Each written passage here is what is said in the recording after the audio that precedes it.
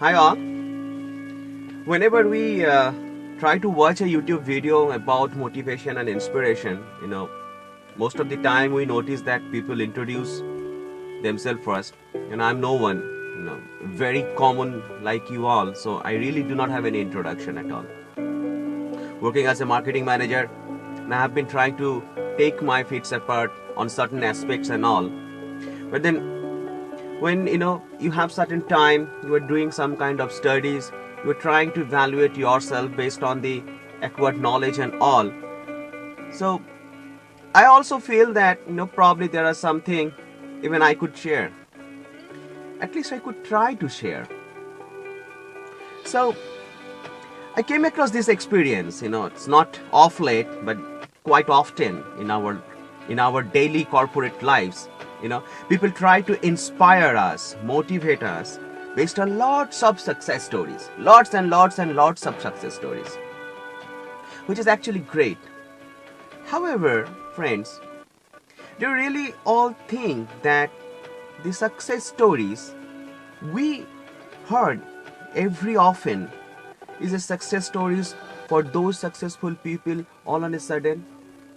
Haven't they tried a hell lot of failures in their life before they were able to reach to that position? Now it's a point. It's a tipping point actually. We get inspired by the quotes of Sun Tzu from The Art of War. We get inspired by the autobiography of Steve Jobs. We get inspired by Napoleon Hill's book and everyone. And when we are actually absorbing the content of everything, are we really realizing the tough time they have gone through? I guess not. And that is what actually hold us. If someone is into a sales oriented domain, doing cold calls, sending cold emails, not getting a prospect, his boss or her boss are screaming every day and night, trying to find out what is went wrong, what is the target, how much have you achieved. Even people says that if you have not achieved target, you have to work for 6 days, 7 days, 8 days in a week. I really do not know how that comes, but then I lately have experienced the same thing. That is funny. It's actually very, very funny. I really do believe that when there is a leadership in the organization and they are trying to reciprocate something in a greater magnitude, but they are missing the standard definition of how people perception has changed lately in our society. It's very important. I was reading today morning one of Tony Robbins' article about rapport building. And he says that, it's a great article, he says that rapport is something based on commonality. I cannot deny that. I was just writing on that. Rapport is something based on commonality. What he says that words spoken do have only 7% of the magnitude to get someone connected, and it's about the styling, it's about the presentations, it's about the non-verbal element of the communication that actually attract someone, and that is 93%.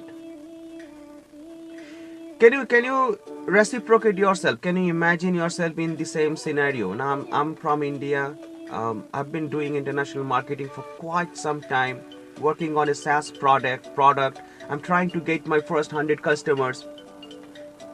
Everything is fine. But then where the business is outside India, then do you really think that your non-verbal communication will matter that much when you are trying to communicate with your buyers over emails, over phone, trying to arrange demos through GoToMeeting and all? Does it connect with you? Anyway, that's what I really want to talk about.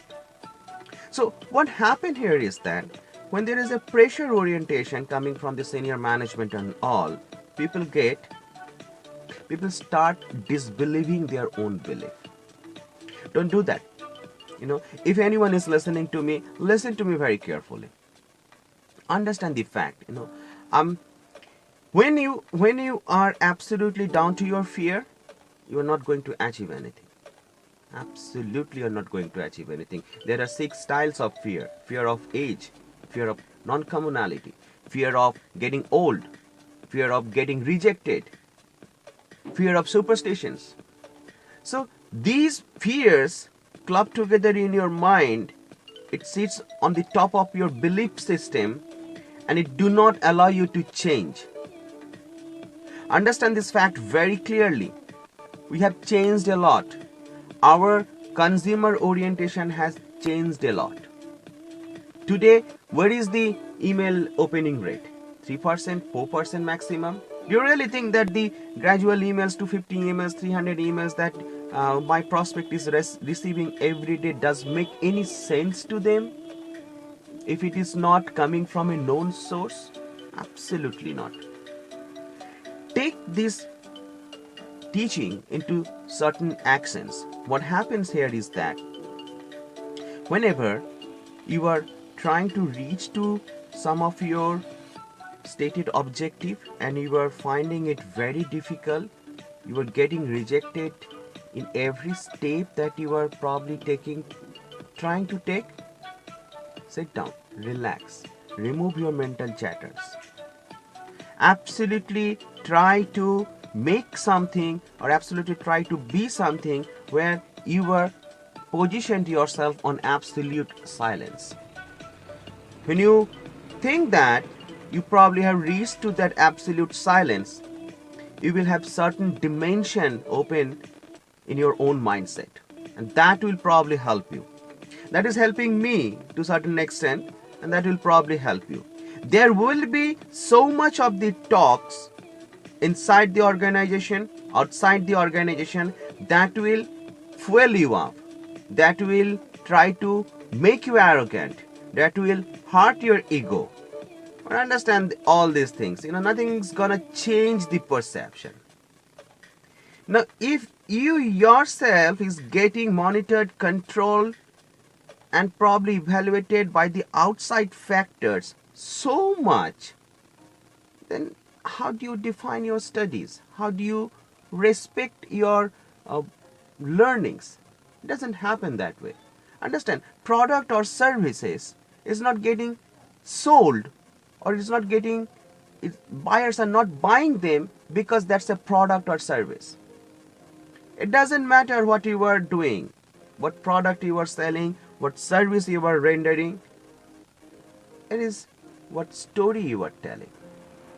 Does your story connect to your people?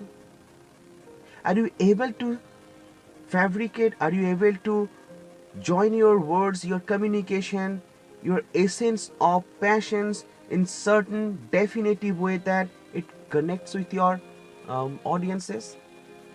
Have you able to do that?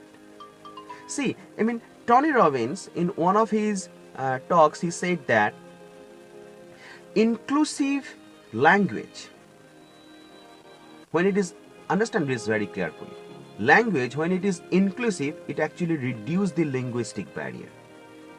I may be talking in a common language which probably is understood by many in this world, but if your communication is very inclusive in the sense that it just tells your story, it creates a rapport, it shows some kind of influence, it will automatically reduce the linguistic barrier.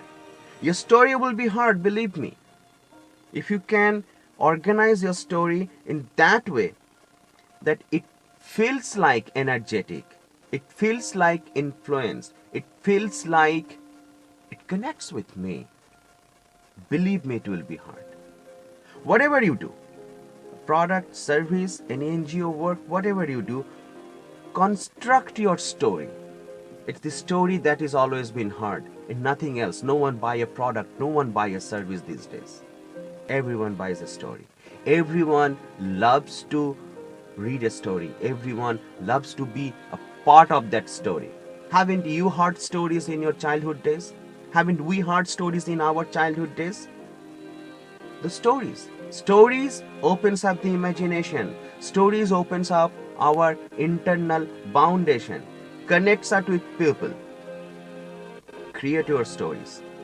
Create your stories so powerful that it transfer energy from you to your audience.